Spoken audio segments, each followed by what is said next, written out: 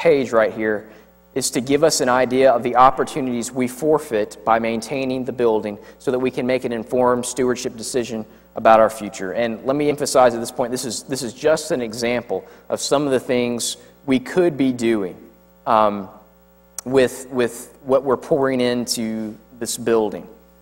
There you see a music minister, youth pastor. The Matthew 25 initiative, I give you some numbers on there. Sponsoring 110 children, one child per family, is roughly $50,000 a year. The things I've put $12,000 beside, that's just a $1,000 a month commitment to help families of prisoners, Christian prisoners, to give food and clothing at the Christian Ministry Center, give medical help at the Samaritan Clinic, support international orphans. Remember, James says, this is true in undefiled religion, to care for widows and orphans in their need, to care for Christian refugees, drilling freshwater wells in Kenya. We can do 2 of those for $3,000. Free medical clinics, 10 for $1,000.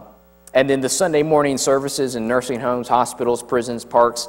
I didn't put a number there because what you give up is your Sunday morning. That's your opportunity cost, is Sunday morning. But then there's other things, and I want to share those with you. Bible translation projects through Wycliffe and the Seed Company. There are 2,200 languages without any Bible translation in the world today, which represents over 200 million people. Now, most people speak a language that the Bible is translated into, but there are 200 million people that do not speak a language that the Scripture has been translated into. And Wycliffe, and especially the Seed Company, their kind of partners, have targeted each group and are sending translators to translate the Bible. And what a blessed work that is. Again, on the last day, standing before the Lord, and perhaps a translation work that we financed, that you gave sacrificially for generations, had an impact, changed the culture. I just finished reading a short biography on William Tyndale, and the gospel, the Bible in English, that's what he was doing, translating the Bible into English, transformed our society. Not many other societies have had that same privilege. Imagine a society transformed by having the Bible in their language for the first time. We can be a part of that. Kenya, again, planting churches, not very expensive. Educating pastors, again, 5 pastors for 2 years, not very expensive. I'm connected with another organization that supports Cuban church planting pastors, supporting 10 pastors for a year, $3,000, $25 a month for each pastor. You cannot get any more bang for the buck than that. Each of these pastors supports or has planted 3 churches, on average, 3 churches. So that's 30 churches through 10 pastors. An amazing work going on in Cuba among the Baptists, and we can be a part of that. Christ-centered evangelism, pastors training in Cuba, Uganda, Kenya, through Ed Lacey. Ed Lacey came here. He hasn't asked for this. He doesn't know I've thought of this. But when he went to Uganda and Kenya, he had 800 pastors gathered that went through the same material we did, and he said they were lit on fire. He was sending pastors that were Baptist and evangelical free, Assemblies of God, Pentecostal, all coming together agreeing, yes, this is the gospel, this is the Christ-centered message, and going into Sudan, facing persecution and preaching the gospel. What a great work to be a part of, firing up Christians around the world through that. International Justice Mission is something I've come to in recent days. They do a special work, several special works, like rescuing children and women from sex trafficking, especially in Southeast Asia.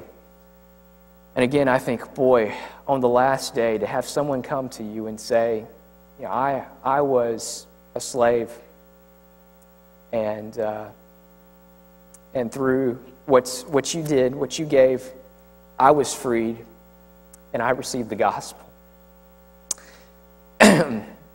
They do freedom from sex trafficking and from slavery. There's more people enslaved in the world today than in the 4 centuries that were ever brought out of Africa. I mean, that's amazing. And they free people from slavery and give them the gospel. Teen Challenge, we've had several people related to our church family go through that, and it's been a blessing. I have their national mission trip and 2 international mission trips. 2/3 of the cost paid for 10 team members on international trips. This is tearing down every reason not to go. Finances should keep no one here. Everyone in this fellowship should have the opportunity to go to the field, to share the gospel, to be a part of what the Lord's doing around the world. And then finally, I have there the graduate internship program, which is something I wanted to do when I first came and knew this was going to be a long-term goal. We have men graduating from the university, going off to seminary. I would love to see them stay here, get their seminary education in the church, be interns here. As someone who's gone through a seminary myself, it is so much more healthier. It's healthier to be in the church learning. And the church is the natural incubator of ministers. The seminary is good, it's needed, but it is somewhat artificial. And we can bring seminary professors here. I've been talking with Scott Reynolds, the pastor at North River, about this, and this is something we would like to see happen here. It's going on in Auburn, and they're doing great things. Why can't it happen here? Okay. Enough said on that. Let me say real quick a word to a few people. This is a very few people. I know through conversations with some of you that some of our families are looking to move, possibly out of state, be closer to family, better job, better opportunities somewhere else. But I'm going to complicate things for you tonight. I want you to ask yourself this question. Might I be eternally glad that I stayed? Might I be eternally glad that I stayed and was a part of this? On the last day, when the sheep are separated from the goats, and Christ says, to the extent you've done it to the least of these, you've done it unto me, might I not be glad that I stayed and was a part? Maybe less money, less finances, maybe tougher being farther away from family, but might I be glad that I stayed on the last day?